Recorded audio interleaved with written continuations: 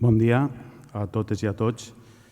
Per deferència al nostre ponent, faré la presentació en castellà. Creo no equivocarme si os digo que tener aquí a Francesco Tonucci con nosotros hablando y compartiendo sus propuestas es un privilegio para todos los docentes de la Vall d'Uixó. Un hito, por lo que es la relevancia académica y social de nuestro ponente, y también un regalo por la fuerza de su mensaje y por ser el guía de la apuesta educativa de nuestra ciudad. Una apuesta que comienza hace 6 años, cuando Carmen García, concejala y maestra de Pedagogía Terapéutica, promueve un grupo de docentes llamado el Grupo Innova. Un grupo de docentes unidos por la innovación educativa y por la transformación ciudadana. Un grupo que toma como lema, el lema de nuestras jornadas, Fem Escola, Fem Ciutat. Fem Escola, Fem Ciutat, que supone, por una parte, la afirmación de que hay que cambiar la escuela para cambiar la ciudad, pero también que hay que cambiar la ciudad para cambiar la escuela. Tonucci, para mí en particular, supone un cambio profundo en mi mentalidad, tanto de docente como de ciudadano. Hace ya creo que más de 25 años, mi mujer, Dolça Moliner, maestra y pedagoga, me dio un libro para que me lo leyera, que se llamaba La ciudad de los niños. Desde entonces, las propuestas y las ideas que Francesco Tonucci plasmaba en aquel libro, se convierten en un elemento configurador de mi manera de ver el mundo y de mi manera de ver la escuela. El poder transformador de la propuesta de Tonucci nace de su capacidad de conjugar elementos aparentemente contradictorios entre los que establece una relación dialéctica. Elementos que tienen que ver con propuestas simples, basadas en una perspectiva humilde, pero que implican cambios ambiciosos y a la vez concretos con transformaciones mayúsculas. Una propuesta que puede parecer parcial, pues defiende la mirada de los niños, pero que es integral, pues beneficia a todos los sectores y clases sociales. Una propuesta que parte de los derechos de los más pequeños, que apela a esas personas que no votan y parece que no deciden quién nos pueda gobernar, pero que formula obligaciones muy claras para los más poderosos e interpela a aquellas personas que nos gobiernan. Una propuesta hedonista, lúdica, que parte de la centralidad del juego, pero una propuesta que es a la vez solidaria, comunitaria, responsable, que exige una gran seriedad y compromiso en su realización. Una propuesta que busca la libertad de acción de los más vulnerables, pero que a la vez garantiza la seguridad de todos y todas, pues hace más habitable la ciudad. Una propuesta que implica un proyecto de futuro, que requiere actuar también, no únicamente en el futuro, sino en el presente, y que a la vez respeta al pasado. Que requiere una actuación urgente, ahora bien, con consecuencias y resultados a largo plazo. Una propuesta que manifiesta una inquietud educativa, pero plantea una política progresista aceptable por personas de muy diversas ideologías. Y finalmente una propuesta teórica y de una gran fuerza imaginativa, ahora bien, llena de acciones prácticas y profundamente pragmáticas. Francesco Tonucci nos invita a preguntarnos en todas y cada una de nuestras acciones pedagógicas y ciudadanas la misma cuestión. ¿Cuál es la demanda de los niños y niñas? ¿Cómo hacer las cosas en la ciudad y en la escuela para que los más vulnerables, es decir, todos, porque todos somos, hemos sido o seremos las y los vulnerables, nos enseñen el camino del presente y el futuro? Ya por mi parte, simplemente decir que os dejo con alguien que no solamente es un pedagogo, un maestro, un urbanista, un político, un sociólogo, un dibujante, un divulgador, sino que os dejo con alguien que es también un niño, un ciudadano, un abuelo, un soñador, un humanista y, por resumirlo con una palabra, un auténtico revolucionario. Antes de concluir, decir a todo el auditorio que aquellas personas que quieran formular preguntas a lo largo de la conferencia, habrá personas de la organización que las recogerán por escrito. Se levante la mano y se le daría la pregunta por escrito. Y al final de la conferencia se las formularemos a Francesco Tonucci. Pues nada, os dejo con este regalo que nos depara las sextas jornadas, que es Francesco Tonucci. Muchas gracias.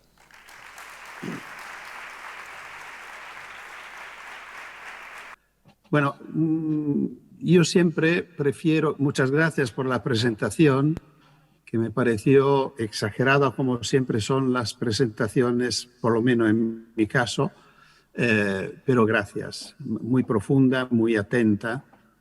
Bueno, quiero decir que a mí me gusta siempre aceptar los títulos que me proponen, porque es una forma también para mí, para comprometerme no tanto en los temas que yo prefiero, sino enfrentarme con las propuestas y las peticiones que me llegan.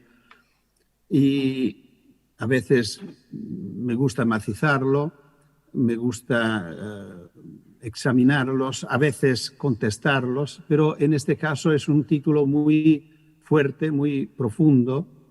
Y lo primero que me solicitó fue acordarme de una frase de Xenófilo Pitagórico, un filósofo griego, que escribía le pidieron cómo se hace a educar bien un hijo. Y él contestó, hágalo llegar a ser un ciudadano de un Estado bien gobernado. Bueno, una respuesta muy interesante, no fácil, por lo menos por como yo veo hoy en día nuestros gobiernos, no es fácil encontrar un Estado bien gobernado en el cual los niños y las niñas puedan educarse bien. Por lo cual, pensando en lo que decía este filósofo, podemos pensar también que el título, Una ciudad se educa en una escuela diferente, lo podemos leer al revés. Una escuela educa en una ciudad diferente. Por lo cual ya ponemos dos elementos, me parece interesantes en la mesa, que tanto la escuela que la ciudad tienen que ser diferentes. ¿Y por qué tenemos que pensar a una escuela diferente, por ejemplo? Si la escuela ha sido siempre así, así lo piensan los padres, así lo piensan los abuelos, llegan de una escuela parecida a la que están viviendo sus hijos y sus nietos. Pues esto sería ya una respuesta suficiente para decir que hay que cambiarla. Es absurdo que la escuela que está viviendo mi nieta, que tiene 13 años, sea igual a la que vivió su madre, que tiene 50, y que he vivido yo, que tengo más que 80. Por lo cual, yo creo que lo primero que tenemos que reflexionar es que necesitamos de una escuela diferente porque la que tenemos no funciona, no es útil, crea muchos problemas y resuelve muy pocos. Lo voy a examinar con mucha simplicidad, pidiendo a cada uno de pensar a su propia escuela o a la escuela que están viviendo sus hijos. Me imagino que no hay muchos abuelos presentes, mis colegas, bueno, o si hay sus nietos. No funciona porque los alumnos se aburren. Bueno, esto casi parece normal.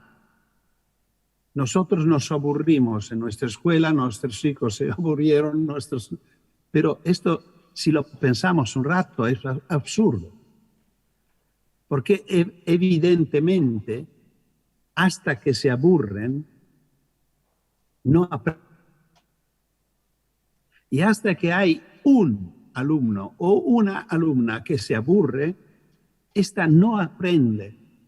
Y para ella la escuela no es escuela, no es lo que promete nuestra sociedad ofreciendo una escuela, especialmente pensando que la escuela es obligatoria. Pero no solo se aburren, lamentablemente se enferman. hay enfermedades reconocidas técnicamente, no una manera de decir, tienen mal de cabeza, mal de barriga, tienen fiebre,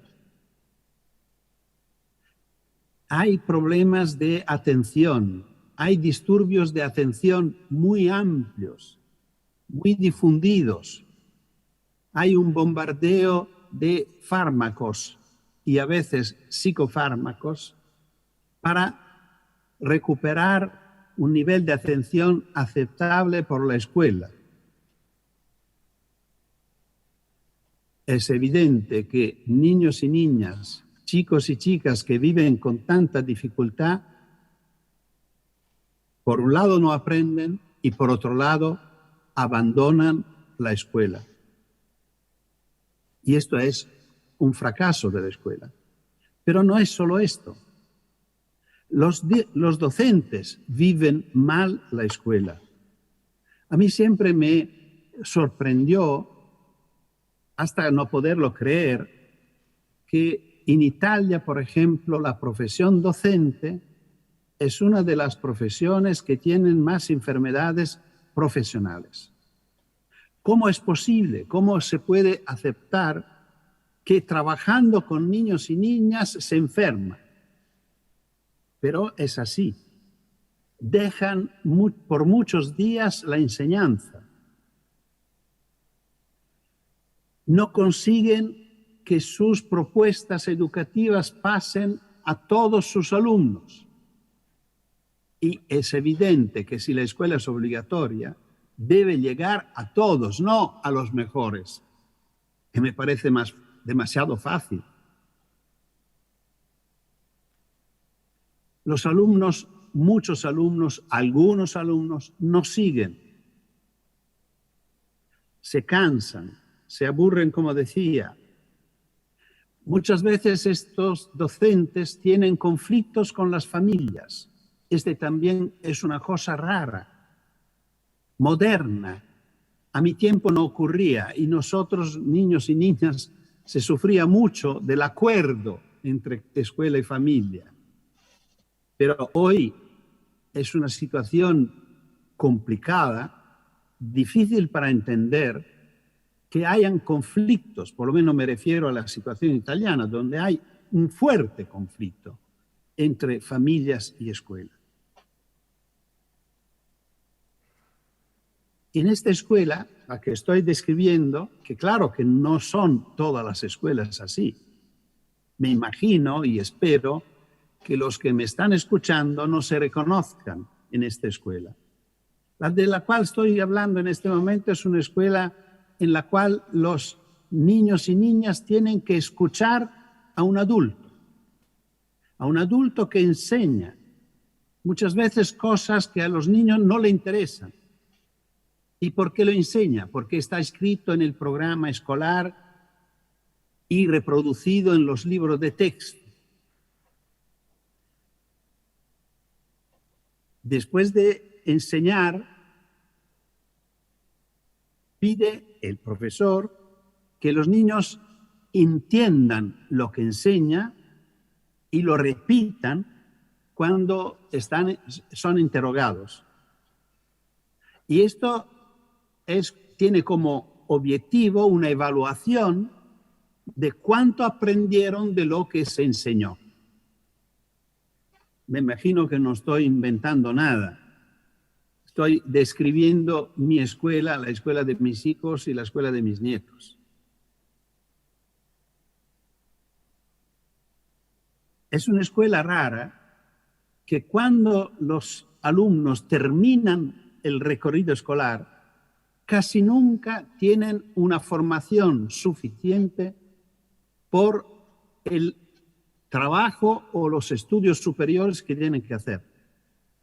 Y casi siempre las entidades que asumen empleados, colaboradores, obreros y tal, tienen que reciclar las personas, porque cuando llegan no tienen una formación adecuada.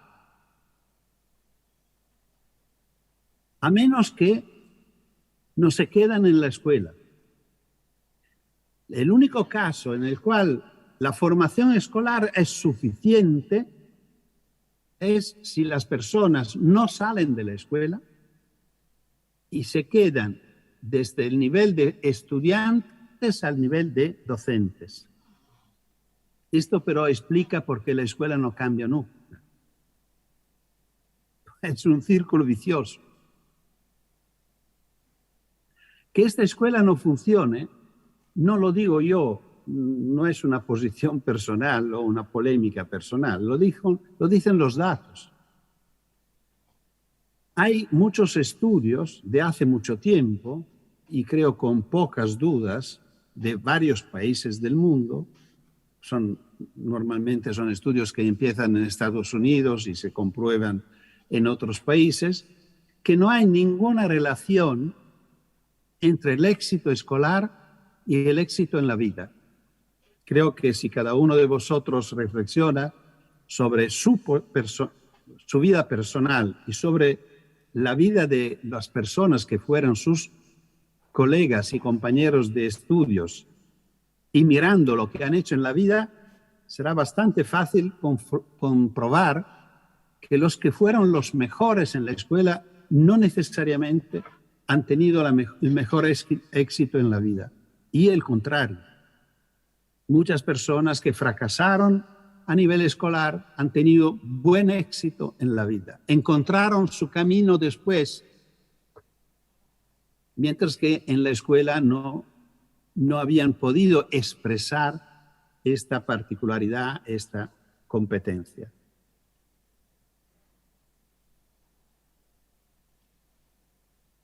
Los mismos gobiernos, nuestros gobiernos, se dan cuenta que la escuela no funciona en una manera muy particular, muy especial.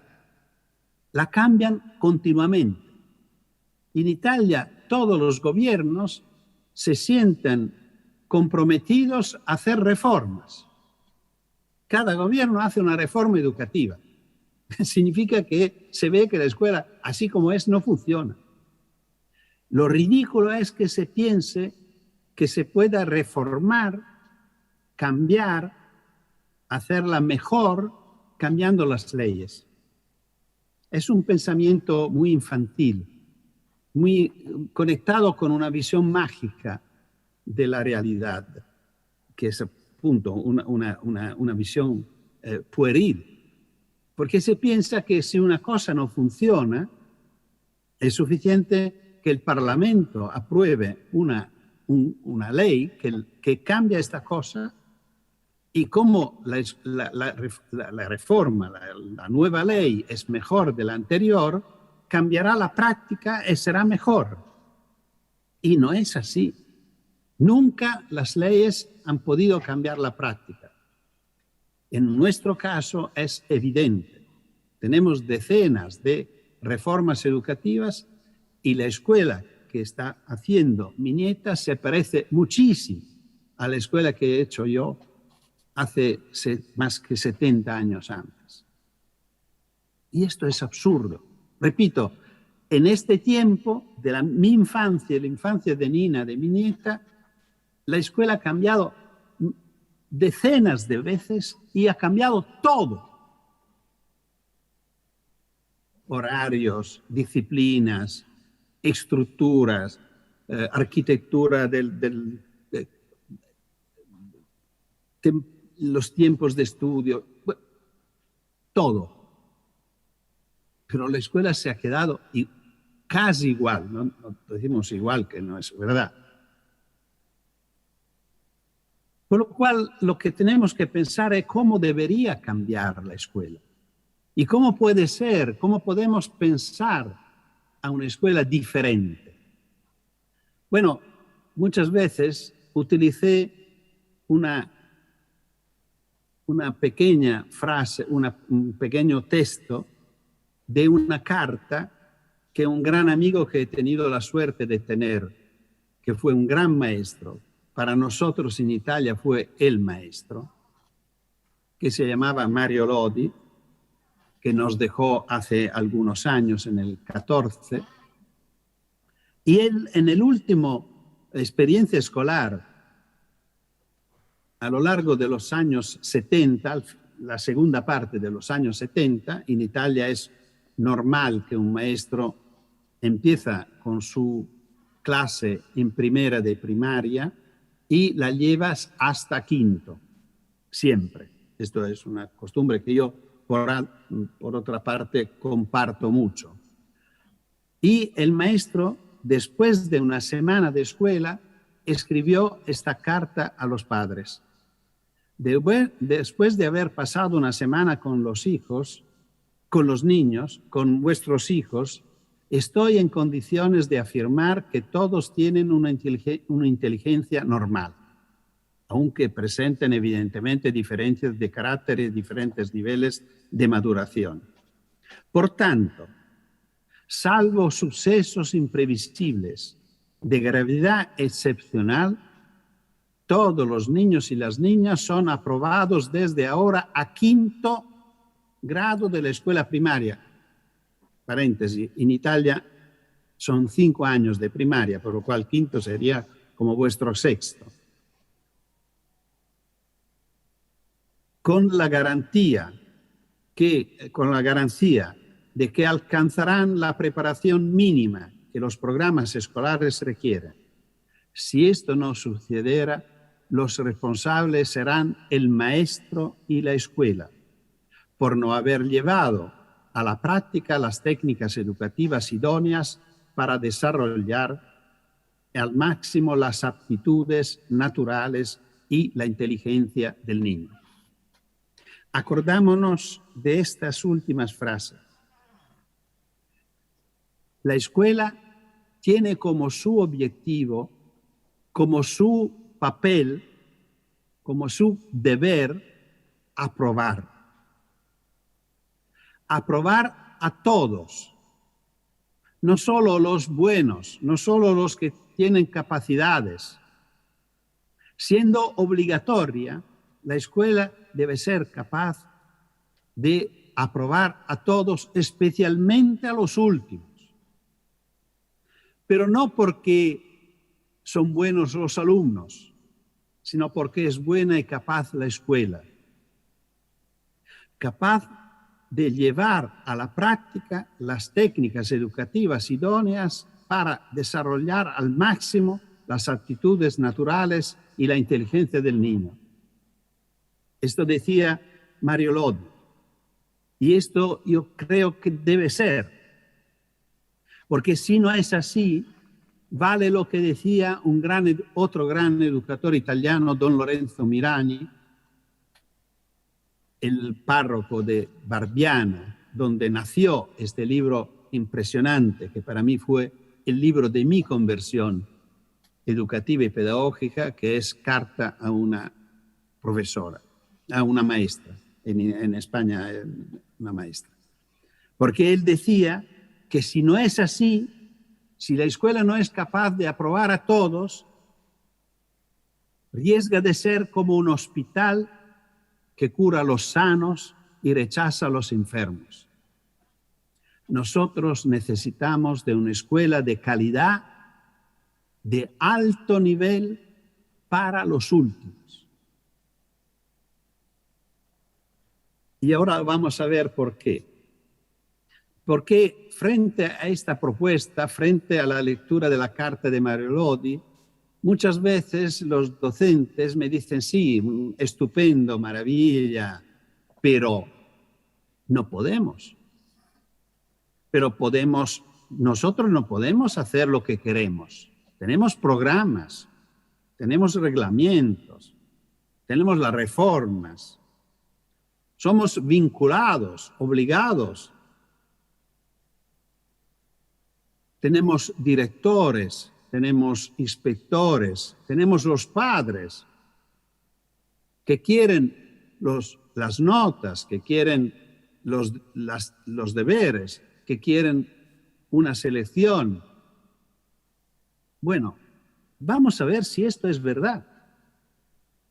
Si esto corresponde a las obligaciones que nuestros países piden a su escuela pública, a su escuela obligatoria. Y empezamos desde arriba. no empezamos desde abajo, de la circular, la última circular del Ministerio. Empezamos de la Constitución. Bueno, vuestra Constitución del 78, al artículo 1, dice: España se constituye en un Estado social y democrático de derecho que propugna como valores superiores de su ordenamiento jurídico la libertad, la justicia, la igualdad y el pluralismo político. Bueno, para garantizar la libertad, la justicia y el pluralismo político, no es fácil, pero es suficiente quererlo. Hacer de manera que no impedimos la libertad, que administramos correctamente la justicia y que no hacemos nada que impida el pluralismo político. Pero la igualdad, ¿cómo? Porque la igualdad es una afirmación muy heurística, muy teórica. No es verdad. Los ciudadanos italianos no son iguales. Y efectivamente nuestras constituciones normalmente siguen diciendo, por ejemplo, en el caso de la Italia, que es el artículo 3 de nuestra Constitución, dice que en nuestro caso la República se hace cargo de poner en marcha todos los medios para conseguir la igualdad y el pleno desarrollo de la personalidad de cada uno. Por lo cual es un compromiso, una promesa. Bueno, ¿entra en alguna manera la escuela con esto? Sí, entra mucho. Porque entre los medios que nuestras democracias pueden poner a servicio de la igualdad, una de las más importantes es la escuela. Y esto lo dice una segunda ley que está inmediatamente debajo de la Constitución, porque es un tratado internacional. Y es un tratado internacional que aprobaron todos los estados, casi todos los estados del mundo. Por lo cual es muy interesante porque podemos hablar, estoy hablando evidentemente de la Convención de los Derechos de los Niños del 89, porque podemos hablar de sus artículos enfrentando nuestros países, porque valen en todos los países desarrollados del mundo y no desarrollados. Porque, repito, es el tratado internacional más reconocido y ratificado del mundo. Y sobre educación dedica 2 artículos, el 28 y 29, donde el 28 se dedica exactamente a la educación formal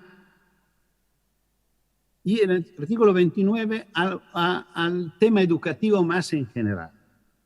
El artículo 28 dice: los estados reconocen el derecho del niño a la educación y al fin de que se pueda exercer progresivamente y en condiciones de igualdad de oportunidades, deberán implantar la enseñanza primaria obligatoria y gratuita para todos. Por lo cual dice muy claro que nuestros estados que ratifican la Convención se comprometen a implantar una enseñanza primaria obligatoria y gratuita para todos para conseguir una igualdad de oportunidades. Esto es el objetivo. Lo dice en una forma más evidente, más clara el artículo 29, que es muy interesante porque involucra no solo la escuela, sino también las otras agencias educativas como la familia, la sociedad. Y dice: los estados convienen en que la educación del niño deberá estar encaminada a desarrollar la personalidad, las aptitudes y la capacidad mental y física del niño hasta el máximo de sus posibilidades. No sé si acordáis que estas palabras estaban en la carta de Mario Lodi, escrita 15 años antes de la Convención de los Derechos del Niño, que decía que se debía desarrollar al máximo las aptitudes naturales y la inteligencia del niño. Por lo cual, la educación no tiene como objetivo que todos los niños y niñas, los hijos y las hijas, consigan los resultados esperados y deseados de sus padres. Así como no dice que los alumnos y las alumnas consigan los resultados previstos de los programas escolares filtrados por los docentes, por los libros de textos, por los programas y tal. No, diría que dice el contrario. Dice que cada niño y cada niña desarrolle lo que tiene adentro, no que recibe desde afuera. No se trata de aprender, se trata de desarrollar. Por lo que la escuela es como una elevadora, no sé cómo se dice, la que favorece el nacimiento. Debe ser capaz de ayudar a los niños a encontrarse, a encontrar lo por lo cual nacieron, sus actitudes, dice la ley, su personalidad. Lo primero por lo cual de la educación, tanto familiar que escolar, es ayudar a cada uno de sus hijos, alumnos, hijas y alumnas a descubrir lo que con una imagen muy bella Gabriel García Márquez llamaba su juguete preferido, diciendo que cada uno de nosotros tiene al interior un juguete preferido. Lo que a mí me gusta decir es que cada uno de nosotros, de nuestros hijos y de nuestros alumnos, tiene una excelencia. Papel de la educación es ayudar a descubrirla, ayudar niños y niñas a descubrirla. Y después a dedicarse totalmente a esta, porque esta será el destino de la vida de los niños y de las niñas.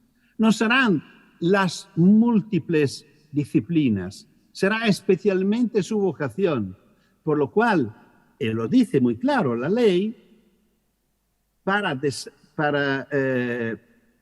desarrollar las actitudes hasta el máximo de sus posibilidades. Por lo cual, cada uno en la escuela debe ser el mejor. Pero es evidente que no pueden ser todos los mejores en lengua y matemática.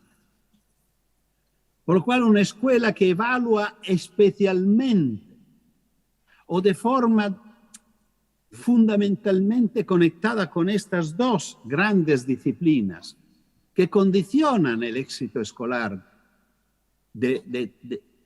a todos los niveles, esto es una educación equivocada, que no respeta la ley. Digo, no que no respeta las expectativas de algunos pedagogos raros o que tienen estas ideas muy bellas pero imposibles. No. Es exactamente la ley, lo que promete la ley, lo que garantiza la ley, lo que los docentes son obligados a hacer porque lo dice la ley. Por lo cual la escuela es ilegal si no hace esto, si no consigue estos resultados y no otros que parecen que sean lo que siempre se han conseguido. Esto es el problema, que si siempre lo han conseguido, probablemente no son los buenos. Por lo cual todos estamos de acuerdo de hace mucho tiempo contra una escuela excluyente, ¿no? Una escuela que rechaza los últimos y tal. Y estamos hablando mucho de una escuela inclusiva, una palabra muy bella, pero que a mí me suena mucho como de una escuela generosa. Inclusiva, dispuesta a acoger a todos, los buenos y los malos, porque es una escuela paciente, repito, una escuela generosa. Bueno, esto no me gusta. No me gusta, no es esta la ley. No dice esto vuestra Constitución, no dice esto nuestra Convención de los Derechos de los Niños. A mí me gustaría pensar en una escuela exclusiva. Es decir, una escuela hecha a propósito para cada uno de los alumnos y de las alumnas, capaz de ser su escuela, porque preocupada de su desarrollo, del desarrollo de su personalidad, de sus actitudes, hasta el máximo de sus posibilidades. ¿Es posible? Sí, es posible. Los buenos maestros siempre han hecho esta escuela, y solo esta escuela. Y nunca han tenido problemas ni con las familias, y especialmente con sus alumnos. Sus alumnos no se aburrían. Sus alumnos eran contentos. Desarrollaban lo por lo cual nacieron. Y esto creo que sea la única garantía que mañana podemos tener adultos, ciudadanos, serenos porque se sientan realizados, felices y dispuestos a contribuir a un mundo mejor de lo que nosotros dejamos. Por favor, no educamos los niños a ser como nosotros. No hemos sido capaces de ser buenos padres, buenos abuelos y, más que todo, buenos ciudadanos. Porque el mundo que dejamos es un mundo horroroso, que no se sabe si consigue seguir por adelante porque lo estamos gastando, que no se sabe si sigue posible porque seguimos con guerras en un montón de situaciones, a pesar que hemos vivido la experiencia del siglo pasado. Mi primer recuerdo es el bombardeo de mi ciudad. Y es impresionante que mi país, que en su constitución promete de rechazar la guerra, siga participando a varias guerras en varios países del mundo.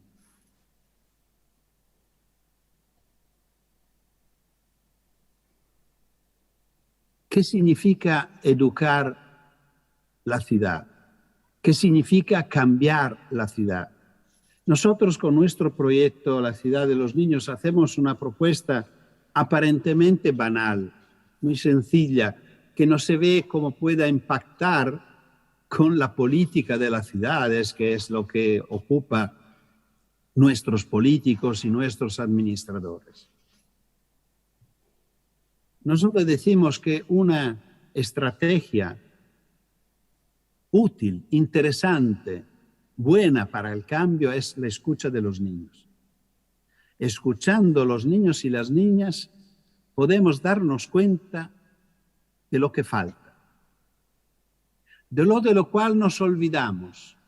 Lo dice muy bien el Principito en su primera página del libro, cuando dice: todos los adultos una vez fueron niños, pero casi nadie se acuerda. Efectivamente, nosotros pasamos por este oblío de la infancia para llegar a ser adultos. Y de adultos repetimos los errores que hemos vivido de niños, de nuestros padres y de nuestros maestros.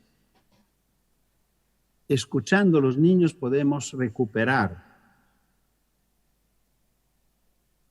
Lo hemos vivido de una forma muy fuerte en esta experiencia, estamos viviéndola, en esta experiencia de pandemia. En el momento que todo se ha cerrado, se ha tenido en cuenta de muchos derechos de muchas personas, de los adultos, los ancianos menos, hasta de los perros.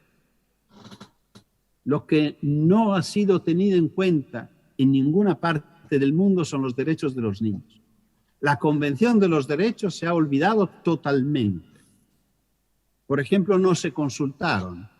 Y el artículo 12 de la Convención dice que los niños tienen derecho a ser escuchados, a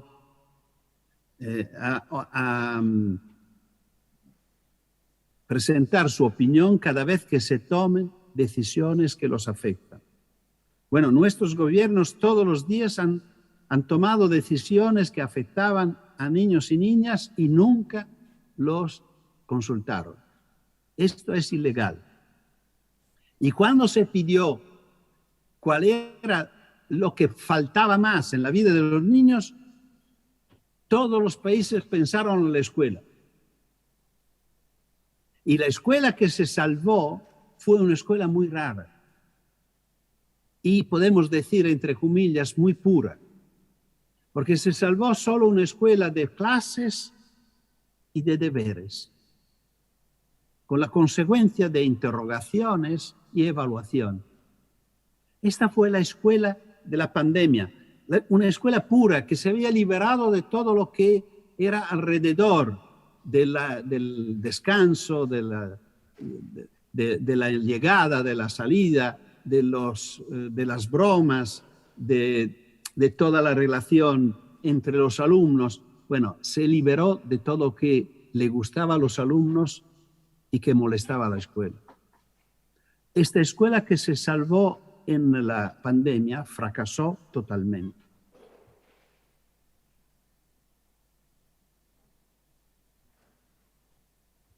El tema es que lo que hoy tenemos que examinar con mucha atención y con mucha severidad es cómo ha cambiado la vida de los niños en estas últimas decenas de años, pocas decenas de años. En mi infancia había 3 grandes entidades que arreglaban la vida de nosotros niños y niñas: la familia, la escuela y la calle. Entendiendo por calle el espacio público, la ciudad. Nosotros se vivía en la familia, todo lo posible, bien, con mucho afecto, como siempre, como hoy sigue. Después se iba a la escuela, 4 horas. Se volvía a casa para vivir la tarde con nuestros amigos. Cuando yo pensaba a los amigos, nunca pensaba a mis compañeros de clase, eran compañeros de clase. Algunos eran también mis amigos porque eran los con los cuales yo jugaba por la tarde. Pero por casualidad, cuando pensaba mis amigos eran los que encontraba y compartía la tarde fuera de casa, sin adultos que me controlaban directamente, dentro de un marco de reglas que tenía que respetar, asumiéndome responsabilidades y consecuencias, pero en este tiempo se vivía y se aprendía sin darnos cuenta. Hoy que estoy en una posición de estudio de todo esto, puedo decir con tranquilidad que los niños aprenden mucho más jugando que estudiando. Con esto no digo que la escuela no sea importante, digo simplemente que lo es menos. Y si la escuela impide el juego, asume una responsabilidad muy grande y que la afecta mucho. Y lo que ha pasado en estas últimas decenas de años ha sido exactamente esto. La escuela se comió el juego, no porque lo ha querido hacer, porque así ha ocurrido.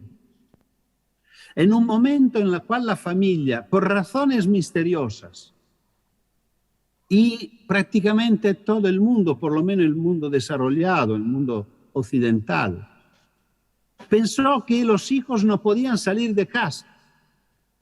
Es una decisión muy particular, muy rara. Es difícil entenderla. Y nuestros países mediterráneos comparten esto más que otros países, por ejemplo, más al norte. Los índices que hemos estudiado de autonomía de los niños italianos y de Portugal, porque en esta investigación no estaba España, eran los últimos países a nivel internacional con autonomía de niños y niñas de 6 a 11 años en escuela primaria. Los niños y niñas que iban a la escuela solos no superaban el 7%. En Alemania, más del 70%. En Finlandia, más del 90%. Y no se entiende. No hay razones. Pero claro que en el momento que las familias se dieron cuenta o pensaron, yo creo equivocándose, que los niños no podían salir solos de casa, la escuela ha empezado a ampliarse, a ocupar siempre más tiempo. Hoy en día es muy común, muy fácil que niños y niñas y chicos y chicas pasan hasta 8 horas en la escuela. Y por la tarde muchas veces tienen deberes, por lo cual la escuela ocupa también una parte del tiempo libre, que debía ser el tiempo de los niños.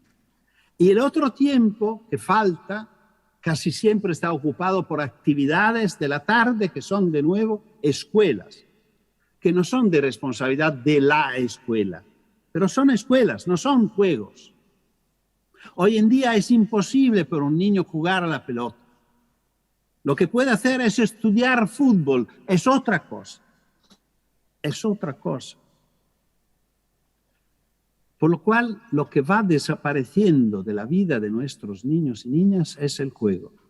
Esto es la gran responsabilidad de las ciudades. Por lo cual, cambiar las ciudades es una urgencia para devolver a niños y niñas el juego. Ayudando a las familias, esto debería ser un papel fuerte de la escuela y de la ciudad. Ayudar a las familias a entender que vuestras ciudades, especialmente como la vuestra, que tiene un tamaño que no es un tamaño de metrópolis, no tienen ninguna razón que los niños se queden en casa o vayan en un lugar previsto por el juego de los niños donde van acompañados por los padres. Una ciudad de los niños no tiene espacios de juego para niños, porque es la ciudad misma un espacio de juego para el niño, así como el espacio público es el espacio de todos los derechos, donde nos encontramos, paseamos, protestamos, donde los abuelos, los ancianos, los viejos como yo se encuentran, pasan tiempo, leen el periódico, las personas, como dijo, pasean y se encuentran y los niños juegan. Pero es el espacio que los niños eligen. No se puede decir cuál es el espacio de juego de los niños, porque entramos en un ámbito en los cuales los adultos no deberían entrar. El juego es de los niños. Y creo que es importante ponernos de acuerdo que respecto al juego, los adultos hagan un paso atrás y lo dejen. No podemos ni organizarlo, ni prepararlo, ni garantizarlo, ni controlarlo, ni vigilarlo. Tenemos que dejarlos. Crear condiciones para que los niños puedan salir de casa. Y aquí hay una responsabilidad de los padres, que tienen que recuperar una confianza en sus hijos que han perdido. Los hijos y las hijas, desde muy pequeños, son capaces. Todos, también tu hijo y tu hija. Casi siempre todos piensan que los otros pueden, pero no los nuestros. No es verdad. Y es una falta de confianza muy grave que afecta mucho el desarrollo de nuestros hijos y hijas. Por lo cual tenemos que ayudar a los padres a tener confianza en sus hijos. Vale la pena que salgan, que vivan experiencias autónomas en soledad con sus amigos y después nos la contarán cuando vuelvan a casa, sabiendo que tienen que respetar algunas reglas pactadas con ellos. Es importante que sean comprensibles y que los niños puedan entender el porqué, que no sean absurdas, pero que respeten las reglas y cuando vuelven nos contarán cosas. Y sabemos que no contarán todo. Si lo viven bien, si viven este espacio de libertad que promete el artículo 31 de la Convención, que dice que los niños tienen derecho a un tiempo libre y al juego.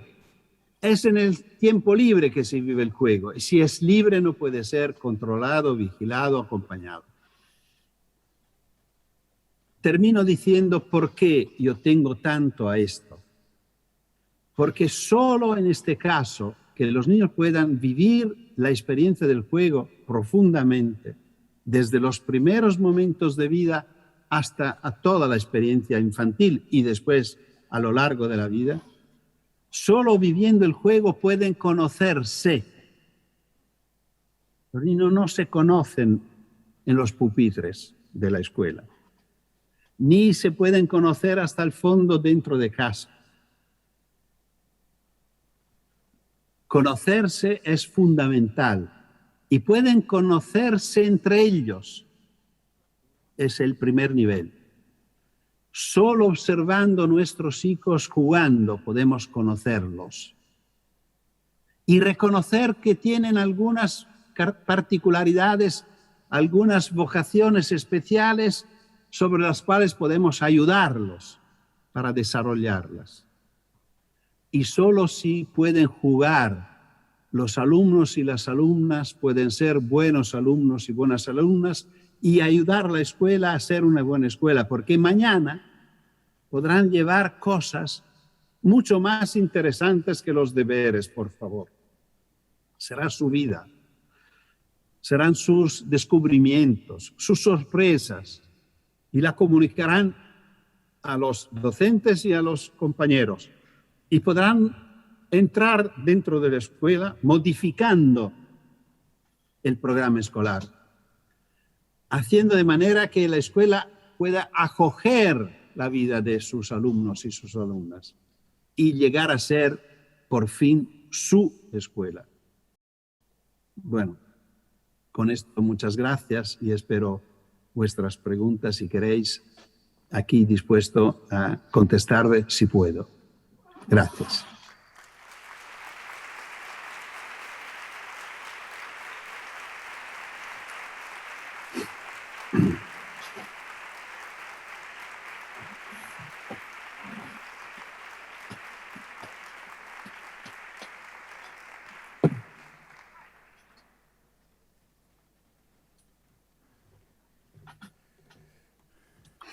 Muchas gracias, Francesco, por la conferencia y la lección que nos has dado. No han llegado preguntas a lo que es la organización. Entonces, yo considero que a lo mejor nos ha comprendido. Si ahora tenemos alguna pregunta, si las podemos formular por escrito, los damos a una de las personas de la organización y que las suban aquí. Y aprovechando que tenemos en directo a Francesco Tonucci, lo formularíamos. Yo, por mi parte, hasta que llegue una pregunta, yo te haría una pregunta no únicamente para los niños, sino también para los adultos. En tu libro La ciudad de los niños, ya hace más de 25 años, denuncias, creo yo, que el óxido de las sociedades modernas, que es la condena a la soledad, en la soledad en la que vivimos. Creo que hay estados, Gran Bretaña, si mal no recuerdo, que han creado un ministerio de la soledad. Mi pregunta es, Francesco, es decir, esa soledad que, por ejemplo, con los niños está muy condicionada por todas las nuevas tecnologías, ¿nos podrías dar de manera breve algunas pautas para saber cómo combatirla, para que los niños no estén condenados a esa soledad y los mayores no estemos también condenados a la soledad y sobre todo los más mayores, que muchas veces nos corroe? Bueno, puedo decirle que la soledad de los niños ha sido el motor de este proyecto. Cuando este proyecto nació en el 91, es decir, justo hace 30 años, lo que yo pedí al alcalde de Fano como primer objetivo que debía conseguir este proyecto era que los niños puedan de nuevo salir de casa sin adultos. El tema de la soledad que yo estaba estudiando en este tiempo era conectado, por un lado, al hecho que era siempre más frecuente, y ha llegado a ser más frecuente aún ahora, la experiencia de hijos únicos.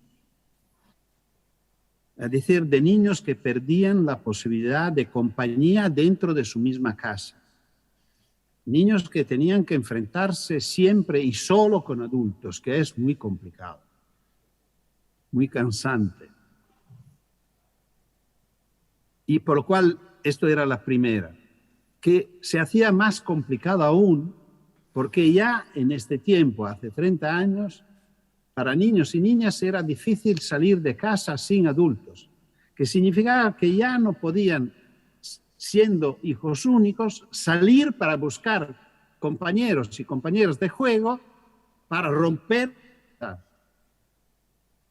Por lo cual, creo que, repito, es muy impresionante. Si lo pensamos juntos, pensamos a cuando vamos con nuestro hijo o nuestra hija al parque de juegos cerca de nuestra casa. Lo acompañamos, nos sentamos en un banco y lo miramos, observamos, controlamos, sin decirlo, vigilamos, mientras que él juega. Juegan solos. Al columpio hay fila, esperando que un niño se canse y deje libre el columpio para subir. Y cada uno juega solo. Ahora, jugar solo es un absurdo. Es una paradoja. Los niños no juegan solos a menos que no sean solos. Y cuando son solos y quieren jugar, se inventan un compañero y juegan con algo de inventado. O se inventan una historia en la cual entran. Pero todo esto no ocurre en estos parques de juego. Son lugares adecuados por un juego fantástico. Es muy difícil ver niños que juegan juntos o que inventan algo. Por lo cual, el tema de la soledad es un tema muy importante. Por lo cual, tendremos que trabajar a todos los niveles, políticos, sociales, educativos, para que los niños, los estudiantes, por ejemplo, los adolescentes, a pesar de conocer el tema de la sexualidad, que aprenden mucho antes que nosotros pensamos, especialmente hoy con las tecnologías que permiten de entrar en todos los mundos, especialmente en los donde no deberían entrar. Lo que no saben es qué significa tener un hijo, qué significa ser un niño pequeño, lo que vale, lo impresionante que es, todo lo que viven en los primeros días y meses de vida, esta experiencia estupenda que lamentablemente de jóvenes padres no hemos conocido, que yo conocí, lo pude apreciar más que todo como abuelo, porque nadie me había preparado a ser padre.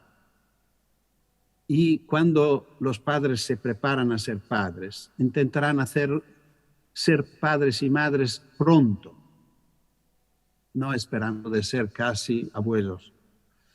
Tener hijos de jóvenes para compartir la vida y no esperar que la vida sea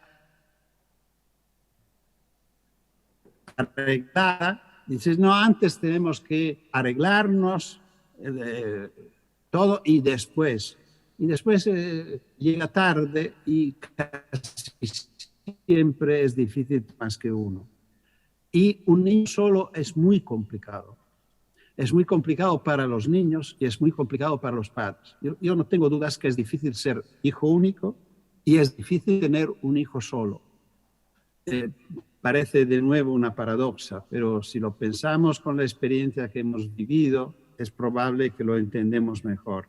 Tener hermanos y hermanas ayuda mucho. Ayuda mucho a los padres, ayuda mucho a los niños y las niñas. Y por lo cual este tema de la soledad es un tema importante. Y es terrible pensar cómo se conecta la soledad de los niños y de las niñas con la soledad de los abuelos. Es impresionante. Yo escribí un libro, un pequeño libro, ¿Puede un virus cambiar la escuela en este tiempo? que viví aislado en este pueblo de donde os hablo, que es un pueblecito de la Toscana, donde estoy viviendo solo de hace más que un año. Bueno, en este libro termino diciendo, por favor, dejáisnos morir en casa. Es decir, lo que hemos asistido, de cómo han muerto mis colegas viejos, es una vergüenza para el mundo, para nuestros países, para nuestros gobiernos, para todos nosotros. No se puede. Y esto significa pensar estas cosas con serenidad por un lado, con coraje para cambiarlas. No podemos seguir diciendo sí, lo sé, pero siempre, sí, hay dificultades, hay que superarlas. Bueno, perdonáis esta parte un poco demasiado personal.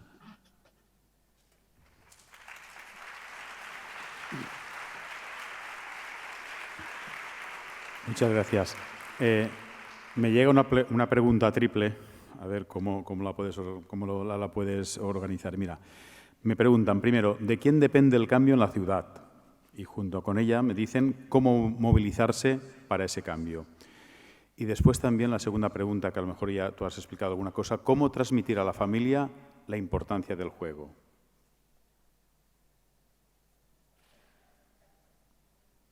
Bueno, sí, no son fáciles.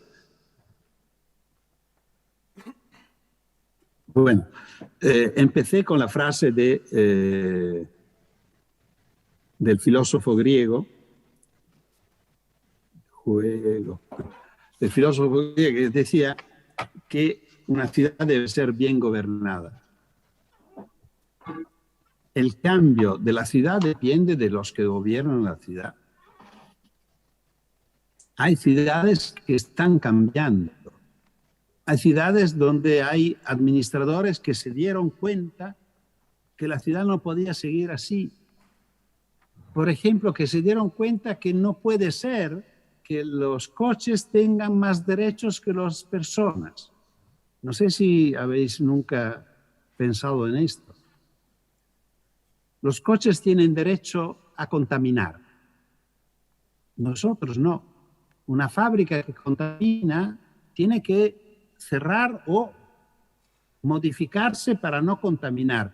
Todos los autos, todos los coches contaminan, lo sabemos, hasta los coches eléctricos, pero tienen derecho a contaminar. Tienen derecho a hacer ruido, nosotros no, porque si por la noche nosotros hacemos ruido, puede ser que los vecinos llaman policía y la policía no podemos. No podemos ocupar el espacio público. Yo no puedo bajar mi lavadora en la acera porque no sé dónde ponerla en casa.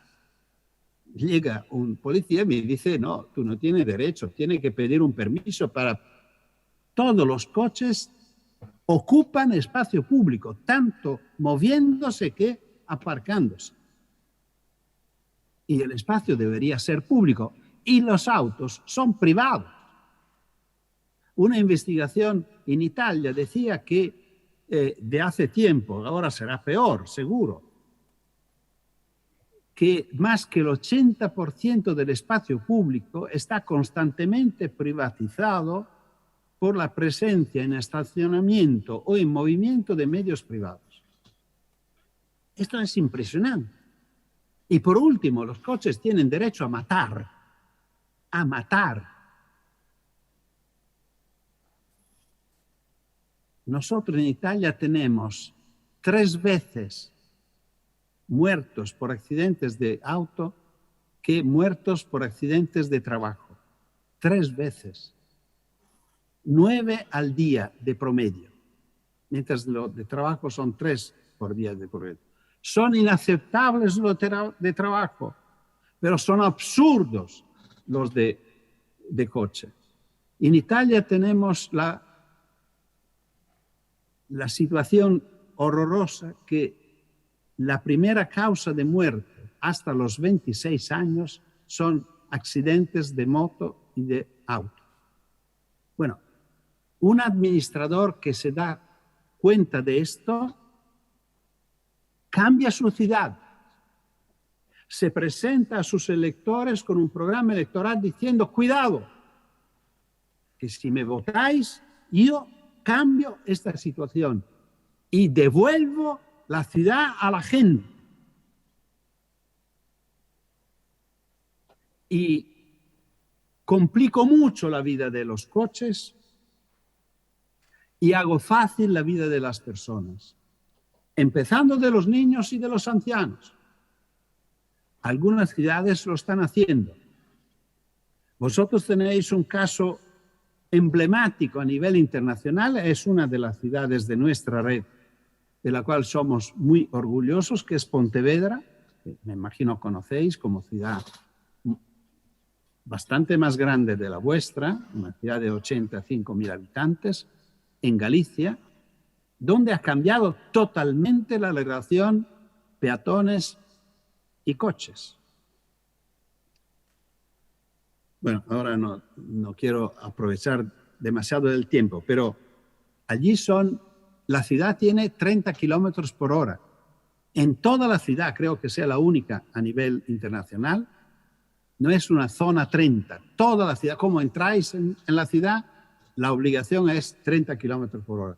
Y me lo explicaba el alcalde con una simplicidad impresionante.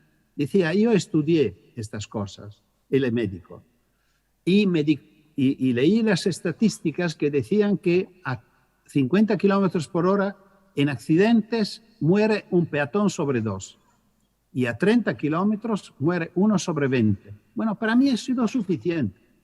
En mi ciudad yo tengo que garantizar la vida de mis conciudadanos.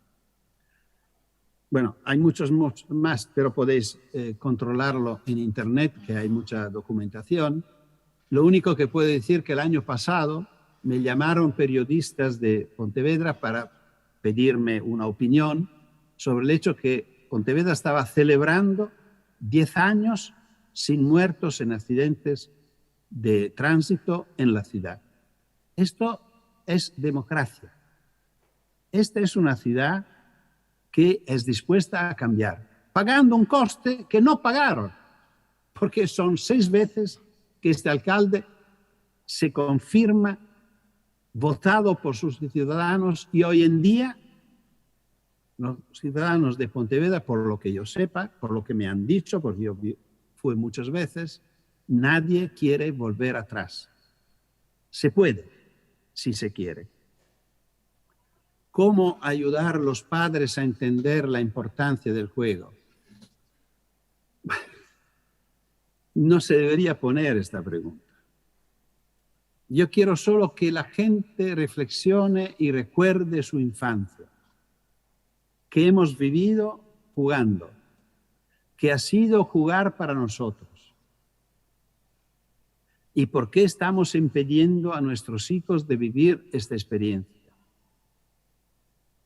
Es verdad que cuando yo era pequeño, mis padres no eran mejores de mis hijos hoy, que son padres con hijos más pequeños. Bueno, los padres de hoy, vosotros que me escucháis, sois seguramente mejores, más informados, más preparados. Hay una colaboración entre hombres y mujeres mucho más alta de la que había al tiempo de mis padres y al mismo tiempo de yo cuando fui padre. Y todo esto es muy importante. Pero eran ignorantes mis padres. Y para ellos, después de la escuela, después de comer, que era muy importante en una familia humilde como la nuestra, comer después de la guerra significaba garantizar la salud. Pero después de esto había los deberes, pero terminados los deberes, se salía. Y no salía en la cabeza de nadie. Mi padre estaba de trabajo fuera de casa. Mi madre tenía que preparar todo, cocinar, coser, limpiar. Bueno, la casa era en sus manos, por lo cual era absurdo pensar que nos acompañaba en algún lugar, por lo cual nosotros se salía y se jugaba donde queríamos, es decir, era nuestro papel y nuestra responsabilidad buscar los lugares, respetar las normas, y si no se respetaba la norma, porque obviamente hacía parte del juego forzar las normas, por lo menos, se pagaban las consecuencias.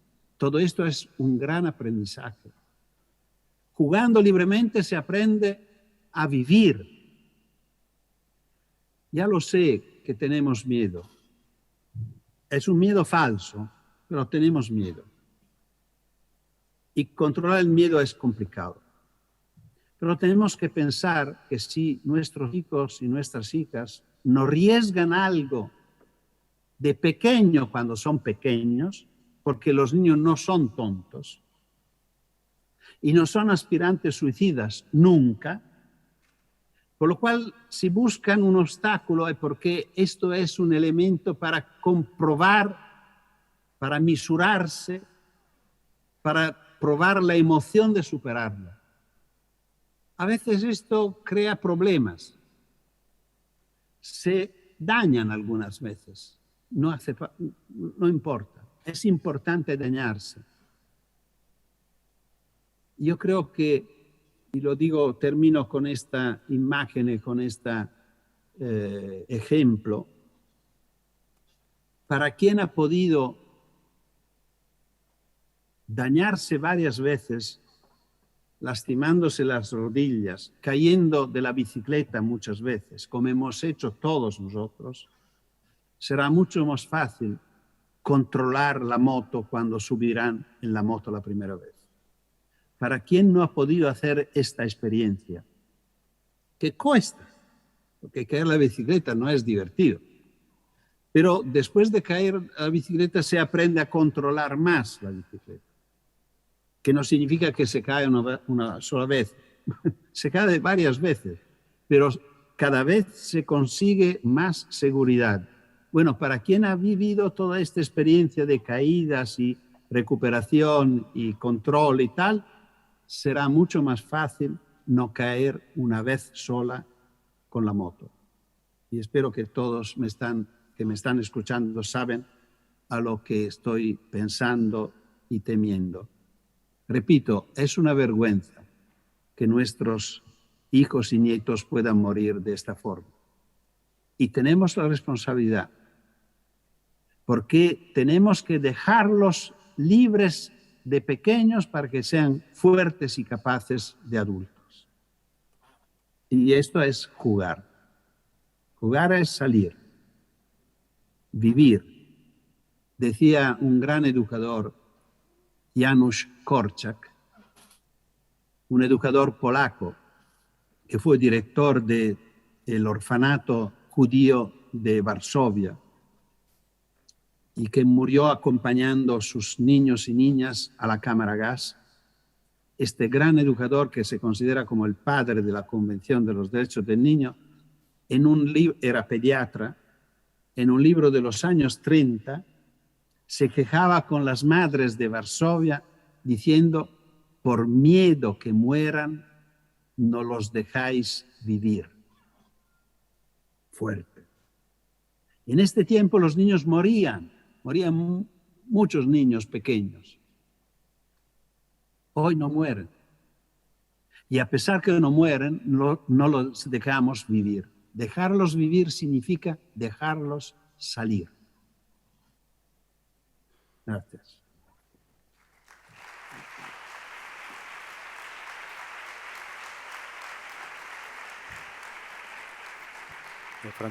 Francesco, una reflexión pregunta que nos llega aquí a la mesa dice lo siguiente. Dice: estoy de acuerdo con la sobreprotección que existe hoy en día, pero cuando se habla de que antes los niños de 6 o 11 años, niñas de 6 o 11 años, eran más autónomos a la hora de jugar en la calle, hay que tomar en cuenta otros factores. Es cierto que antes solía estar la madre en casa por si se caía o iba por la merienda, etc. Hoy no está la madre porque ambos progenitores normalmente trabajan. La pregunta es: ¿Cómo se puede hacer en una ciudad, por ejemplo, que tengan un punto donde acudir si lo necesitan o puedan de esta manera ir a jugar a la calle solos? Una pregunta que nosotros nos pusimos cuando por la primera vez propusimos que los niños vayan a la escuela solos, por ejemplo. Y esta propuesta, que se conoce bastante, son 25 años que la estamos desarrollando, en algunas ciudades se desarrolló mucho y centenas y miles de niños van a la escuela solos desde los 6 años por adelante. Y toda esta experiencia se promovió no respecto a la escuela, pero para recuperar una costumbre de salir de casa para que tarde puedan salir a jugar con sus amigos. Este era el objetivo. Para conseguirlos, hemos pensado que la forma más fácil para recuperar esta costumbre, para aprender de nuevo, para los niños a salir y especialmente para los padres a dejarlos salir, podía ser útil el recorrido casa-escuela, porque es un recorrido que se hace todos los días y lo hacen muchos niños juntos, creando una masa crítica que garantiza. Y lo primero que salió fue esta pregunta que me estáis poniendo. Pero ¿qué ocurre a estos niños y niñas que van a la escuela caminando con sus amigos si necesitan algo? Encontramos una situación parecida de la que se pone. Se ponía por el juego porque las madres no estaban en casa. En este caso se pone porque los niños han salido solos y a lo largo del camino pueden necesitar hacer pipí, pueden necesitar beber un vaso de agua o necesitan una tirita porque cayeron, no sé, pueden necesitar cosas. Y nosotros porque el tema que preocupa es que aparentemente han desaparecido los vecinos. Antes eran los vecinos la garantía, no eran las madres en casa. Eran porque nosotros no jugábamos cerca de casa, nuestras madres no se daban cuenta de lo que hacíamos. Pero los vecinos en alguna manera se hacían cargo de los niños, no vigilándolos directamente, pero dándose cuenta, sí, por lo cual eran los vecinos que después llamaban a mi madre si había ocurrido algo. En este caso nosotros recuperamos como nuevos vecinos, involucrando, por ejemplo, los comerciantes, las tiendas, los kioscos, todos los que viven en la calle, pidiendo que se comprometan con el ayuntamiento, ofreciendo sus servicios a los niños y las niñas que lo necesiten, moviéndose solos hacia la escuela o por la tarde al juego. Por lo cual la idea fue, y en muchas ciudades, recuerdo por ejemplo con mucho afecto, lo que hacía Hermes Wiener, el alcalde de Rosario en Argentina, con mucho afecto porque nos dejó el año pasado. Y él, como alcalde en una ciudad de 1 millón de habitantes, recibía la tarde por la semana, me parece, comerciantes o vecinos que venían a firmar un compromiso que se llamaba Soy Padrino, Soy Madrina, en el cual asumían la responsabilidad de ofrecer sus ayudas, sus servicios cada vez que un niño o una niña entraban en su tienda pidiendo ayuda. Repito, no pensando a cosas dramáticas, pensando a las cosas cotidianas, repito, a la pipí, al vaso de agua, a una llamada por teléfono, etcétera, etcétera. Y todo esto funciona muy bien. Por lo cual podemos pensar a organizar, esto es evidente que necesita un control y una gestión y una política de parte de los responsables de las ciudades. Nosotros tenemos compromisos de parte de la Secretaría de Comercio, por ejemplo, en muchas ciudades, que convocan los comerciantes para pedir este pacto social, que se pongan al lado de los niños y de las niñas, favoreciendo su autonomía. Me parece muy bello. Recuerdo una experiencia muy divertida, por ejemplo, que se realizó en Granollers, en Cataluña, cuando los comerciantes compraron sillas. Y como se cerraba el centro histórico por el fin de semana, el sábado los comerciantes sacaban sillas de la tienda y la ponían al lado en la acera, y la gente podía aprovechar de las sillas, así como se hacía en el pasado, y recuerdo en mi infancia, por las noches, por las tardes del verano, mis padres sacaban la silla y la llevaban en la acera y charlaban entre ellos con los vecinos, mientras que nosotros se jugaba a oscuras, que era lo más divertido del mundo. Bueno, hay que pensar cómo se pueden hacer cosas. No hay que pensar que hoy en día todo esto no es posible. Tenemos que inventamos cosas, porque los niños y las niñas lo necesitan, y lo necesitan hoy y con urgencia. Gracias.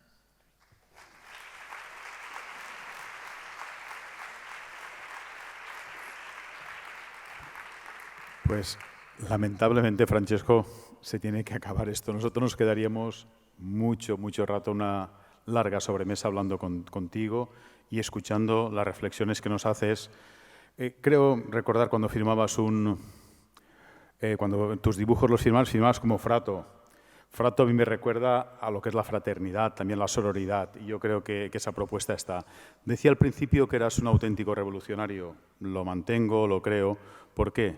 Porque has apelado a nuestras conciencias, que es de donde nacen las verdaderas revoluciones, pero unas conciencias que han de ir a la polis, a la ciudad, cambiar la ciudad.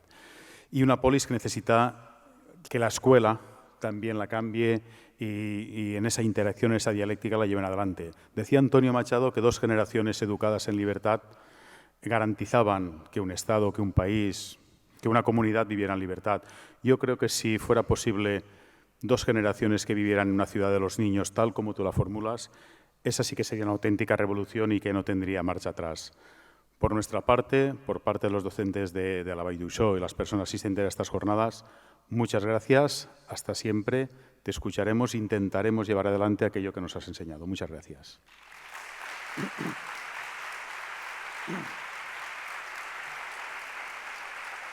Gracias a Dios, a todos, a todas. Ahora voy, porque para mí ya es hora de comer, como no tengo vuestros horarios, y dentro de poco tengo que trasladarme a Colombia, porque en este tiempo de pandemia todo esto ha llegado a ser posible. Muchas gracias y adiós.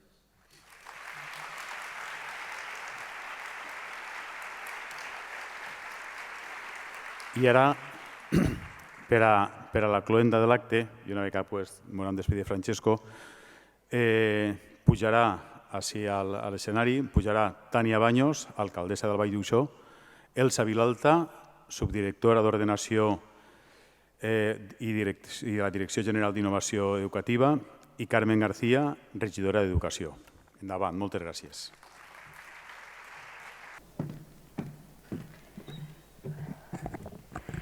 Molt bona vesprada, ja quasi a totes i tots.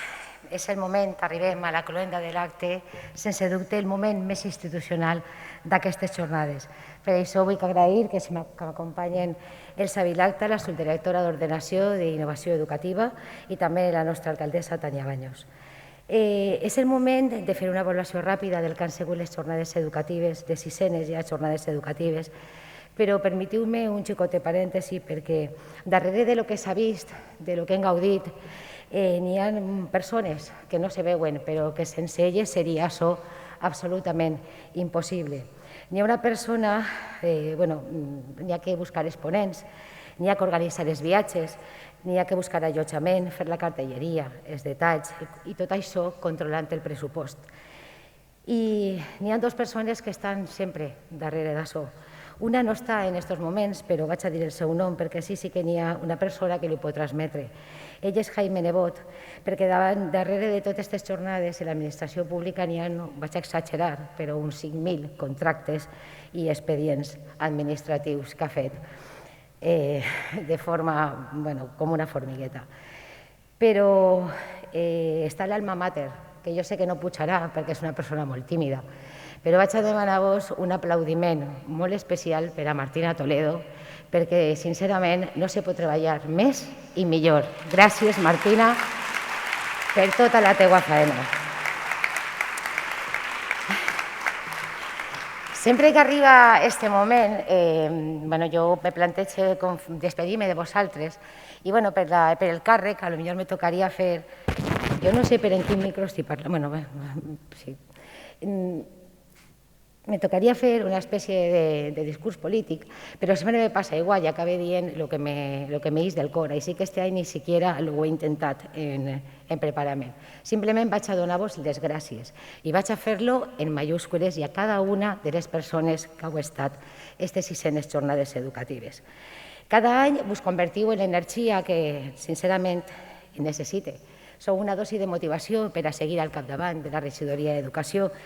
Ser regidor d'Educació és algo meravellós i és un honor el que aquesta ciutat m'ha concedit, però n'hi ha moments que són difícils i he de reconèixer. Així que, gràcies a vosaltres, tinc aquesta força per a poder continuar així, fent escola i fent ciutat. És un projecte enorme i és un projecte preciós. I si mireu darrere, he elegit aquesta imatge, que és el primer grafiti que van fer a aquesta ciutat el dia de ciutats educadores. I el volien com la nostra filosofia. I així estem. Tot un poble, fa falta tot un poble per educar a un sols nen. És la tribu del que ens parlava ahir Mar Romera, la tribu de la casa, del col·le i de la ciutat. Estic també, a banda d'agraïda, molt agraïda, estic molt satisfeta. Podria dir que en aquests moments, crec que era la dopamina, el que pujava així que t'ava el subidón, doncs estic flipant per l'enorme qualitat pedagògica i també científica, gràcies David Bueno, del que hem gaudit aquests dies, tant en les conferències com també en els tallers. I la vostra participació i la vostra implicació en totes i cada una d'elles. Una vegada més, s'han complit les expectatives i vos he de dir que, com a mestra que soy, hi ha moltes imperfeccions. Ficant-vos nota vos ficaria un 10. Ens queda clar que volem fer de la innovació el centre de l'acció educativa, però tenim que recordar el que es deia ahir Mar Romera, la major innovació comença per estimar els nostres alumnes. I recordar, crec que aquesta frase és per ficar-la en cada claustre. Lo importante es saber que lo importante es lo importante. Y como os enseñaba también Javier y nos enseñaba Ángeles, convertim en esos espais en els que treballem, convertim-los en llocs, en lugares d'encuentro, com us diuen. Recordem allò que ens diuen també, que me feia molt reflexionar, per a mi important, que la millor escola és la sombra d'un árbol y que yo soy porque nosotros somos. Us ha proposat David Bueno que prengam com a punt de referència la curiositat, l'alegria i la sorpresa, que confiem en nosaltres, que els nostres alumnes confien en nosaltres per a nosaltres poder transmetre la confiança en ells mateixos. I per acabar, i com soc, com vos deia fa un rato, una mestra en moltíssimes imperfeccions, vaig a ficar-vos deures per a casa. Plenem les nostres motxilles d'experiències i tunegem-les d'acord a lo que som nosaltres, que som el millor valor que entra a una aula. Recordem que l'error és sempre una oportunitat i fem un favor a nosaltres i al sistema. Trenquem aquestes làpides en el que fem les coses perquè sempre s'ha fet així.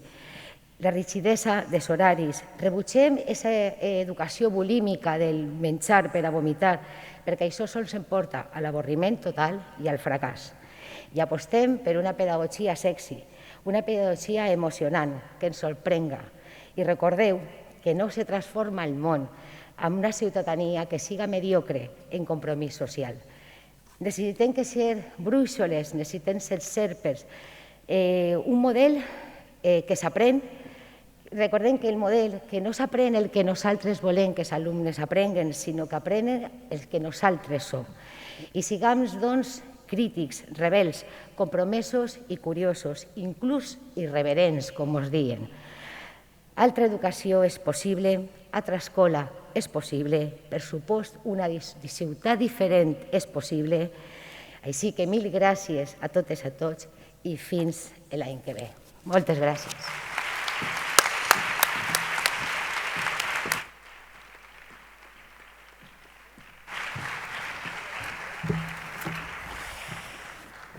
Bon dia, benvolgudes companyes, benvolguts companys. Bé, arribem a la fi d'aquestes 6enes jornades que, com cada any, marquen l'inici de curs escolar així a la Vall d'Uixó. Ja són tot un punt de trobada i un referent a la Vall i a la Plana Baixa i a les comarques veïnes. Sou ciutat educadora i també en això ho demostreu any rere any. Vull agrair la invitació que ens ha fet arribar des de la Regidoria d'Educació i excusar la presència de la directora general d'Innovació Educativa i Ordenació, que per motius d'agenda no ha pogut estar avui així amb nosaltres com en altres ocasions. A mi la veritat és que em fa una especial il·lusió perquè, sent de Fondeguilla, la Vall és el meu segon poble i fa molt de goig que la Vall d'Uixó organitzi unes jornades educatives de tanta qualitat i que tan bona acollida tenen entre els nombrosos assistents, docents, famílies. Enguany, afortunadament, recuperem la normalitat o ens aproximem a la recuperació de la normalitat i ho fem així també donant o aconseguint que les jornades siguin plenament presencials. Totes i tots confiem que enguany, tot i que la situació sanitària amb què ens hem acostumat a conviure continue, que el curs es pugui desenvolupar amb normalitat i així s'ha planificat des de la Conselleria d'Educació. Gràcies a totes les docents que assistiu a aquest punt de trobada educatiu el primer cap de setmana de setembre, perquè com ja s'ha anomenat al llarg del matí, ja ho ha dit David Bueno, la veritat és que encara fa calor i fa oloreta estiu. Aleshores, això demostra la vostra professionalitat i el vostre compromís educatiu i això és d'agrair. En aquestes jornades heu pogut gaudir de ponents i de professionals de gran prestigi i amb una llarga trajectòria en el món de la pedagogia i de l'educació. La veritat és que ara, com sempre ho fa Tonucci, ens ha deixat les emocions i moltes reflexions per a emportar-nos a casa. I s'han compartit pràctiques d'èxit educatives lligades a la innovació, a la renovació i a la transformació educativa. Des de la Conselleria s'està apostant fortament per la innovació i s'estan desenvolupant projectes d'investigació i innovació per aconseguir que arriben i que s'implementen en tots els centres educatius. Bona part de vosaltres segur que ja n'esteu portant a terme. Aprofite també per a recomanar-vos que entreu a la web i, si no ho heu fet ja, que feu una llegida al marc d'innovació educativa de la Conselleria, que es va presentar en el curs passat i que segur que també vos dona molt bones idees. Quant als espais educatius sobre els quals també heu parlat en aquestes jornades, la pandèmia ens ha ajudat a adonar-nos, per allò que les crisis sempre són també oportunitats, que qualsevol espai és susceptible de ser educatiu. I estem vivint, per exemple, com els patis, també així a les escoles de la Vall d'Uixó, espais a l'aire obert es transformen per ser innovadors, per ser inclusius, per acollir espais de lectura, àgores com a espais d'assemblea, horts i espais naturals per a la descoberta i exploració i, per descomptat, com ens recordava Tonucci, per al joc i per a l'esplai. També les noves ajudes a les biblioteques que llancem des de la Direcció General d'Innovació no es centren tant en la dotació de fons bibliogràfic, sinó en l'adequació de racons i d'espais que motiven i que conviden a la lectura. Les jornades també s'han sensibilitzat amb aspectes claus en l'educació, com són les arts o l'esport. I, en efecte, molts de vosaltres participeu ja en projectes lligats a l'art i a la transformació d'espais de la mà de la Conselleria i del Consorci de Museus. I si no ho feu, doncs vos convidem a que entreu a mirar tot allò que té a veure amb les resistències artístiques. També s'ha parlat del canvi de mirada, importantíssim, de construir l'entorn a les necessitats de l'infant. I en això treballem també des de la Subdirecció d'Ordenació a través dels canvis curriculars que suposarà la nova llei educativa i que pretén transformar l'educació des de 0 a 3 anys fins a la formació de les persones adultes, que mai no havia tingut la consideració que es mereixia. I perquè, com ens recordava també ara este matí Bueno, l'aprenentatge és al llarg de tota la vida i mai deixem d'aprendre.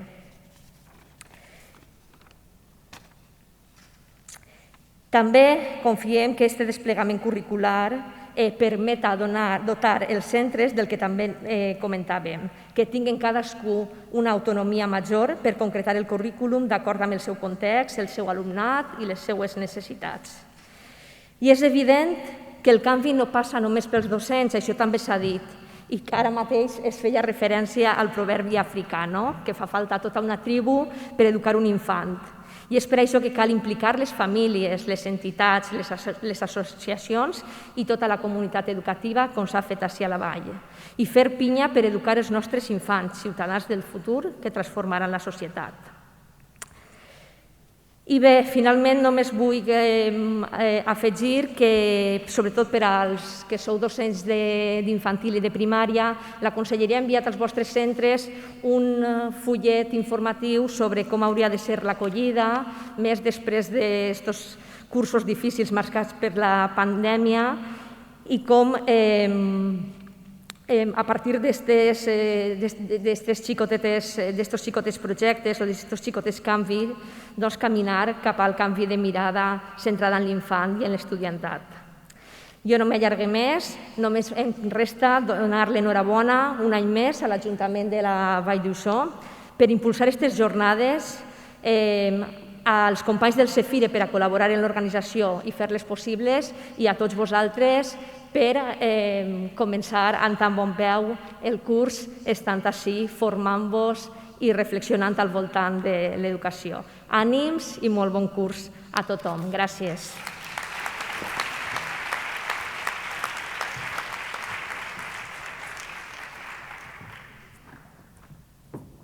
Se sent? No. Ara? Se sent? Bé, bona vesprada. Jo preferís quedar-me així.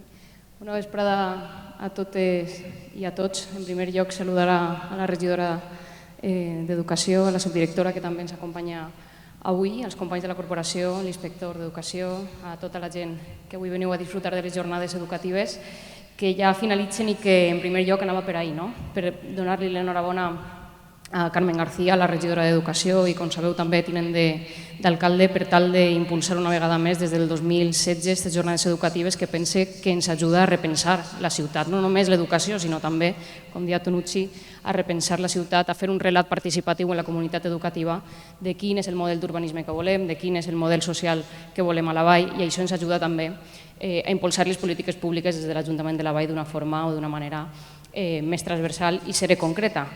Un dels nostres objectius, per exemple, també parlava de les peatonalitzacions Tonucci, i quan hem tingut l'impuls per tal de peatonalitzar el centre de la ciutat, no exempt de crítiques i no exempt de pressions, com sabeu, un dels nostres objectius ha estat que els banquets de la mateixa ciutat estiguen encarats entre si per tal de crear una ciutat que parla entre ella, per tal de crear una ciutat que pot abandonar les noves tecnologies, pot abandonar, no sé si encara existís, la Game Boy i tots aquests joguets per tal de provocar una ciutat, com deia, que parla entre ella i que puga. També ho hem fet en la connexió que hem fet des del barri Carbonaire fins al centre de la ciutat, en el carrer Chacó. Esta setmana hem instal·lat 3 banquets i també li hem volgut donar aquesta manera de construir urbanisme i de construir ciutat. I tal vegada també apareixen aquestes idees per foros com este, per que repensem entre tots, com deia, la col·lectivitat i la societat. Un altre exemple, per exemple, és el model de policia local, una policia local que puga estar al costat de la gent dels barris, que tinga que denunciar quan tinga que denunciar, però que també ens ajude a canviar els comportaments incívics i que ens ajude a educar a la ciutadania per tal que aquests actes punibles no se tinguen que produir. I això són alguns dels exemples que potser podríem posar a l'hora de tindre iniciativa política dins de l'equip de govern i a l'hora de repensar. Moltes vegades, quan entren les pors o entren les pressions o entren moltes altres potser qüestions que a l'hora de donar un pas endavant per a decidir peatonalitzar, per a decidir decisions complicades que sabem que a la ciutadania a priori no va sentar del tot bé, aquestes jornades o aquest tipus de foros ens ajuden a ser contundents en la decisió i a impulsar-les. Per tant, és un agraïment col·lectiu de tota la ciutat de la Vall per la vostra participació, perquè sense vosaltres no tindria sentit el fer una gran programació i fer tot el treball que, com dia la regidora, s'ha impulsat. En aquest sentit, també vull destacar que, i aprofite que tenim a la subdirectora, que és important per a nosaltres i que hem sigut molt reivindicatius des de l'Ajuntament de la Vall, i ara en l'inici de tot el pla edificant per a nosaltres és important intentar canviar també a través de la normativa el model d'aula a les classes, el model d'aula que construïm, perquè sense aquest canvi de normativa ens va costar molt poder innovar i poder fer una ciutat i, per tant, una classe, uns col·les moderns a l'altura del segle XXI i a l'altura del que així des d'ahir fins avui s'està repensant i, per tant, animar i impulsar a la Conselleria, que sé que també està dins dels seus objectius, el modificar una normativa que data dels anys 90 per fer classes més modernes, per fer col·les, com hem parlat durant aquests 2 dies així. I per últim, jo penso que, i sempre ho reivindico en aquestes jornades educatives, que l'educació canvia el món, ho crec sincerament. Jo soc la primera llicenciada de la meva família, ma mare netejava cases i mon pare treballava a un taller de cotxes. Això vol dir que este país i esta societat avança i que segur que jo soc la representativa de la gran majoria dels que esteu així, que heu pogut anar a la universitat malgrat que els vostres pares no van tindre l'oportunitat. I això vol dir que podem avançar, que el país avança, però també que l'hàbito no hace al monje, que els títols, el currículum, la quantitat de màsters que pots fer o la quantitat d'idiomes que saps no garantís per a res que puguis ser una bona persona. N'hi ha gent amb moltes titulacions i és realment una persona que la contribució social que pot tindre és menuda. No obstant això, teniu en les vostres mans el futur del municipi, de xiquets i xiquetes, i que entre tots podem continuar millorant, però que sobretot l'educació pública és el principal pilar per tal de, com dic, millorar-la. I en tot això acabe. Vull desitjar-vos un bon inici del curs escolar perquè sé que esta setmana, entre esta setmana i la propera, ja començarà l'inici dels estudiants. El dijous van tindre la regidora i jo una reunió en els directors i directores dels centres educatius. L'escenari respecte a l'any passat jo crec que és molt més tranquil perquè hem tingut l'experiència de tot un any. Els protocols van anar canviant perquè en els CIES els xiquets i xiquetes estaran vacunats i pense que això és un pas important per tal de començar el curs i desitjar-vos un bon inici de curs i que donar-vos les gràcies per la contribució social que feu al nostre municipi i a la nostra ciutat. Així que enhorabona i fins l'any que ve.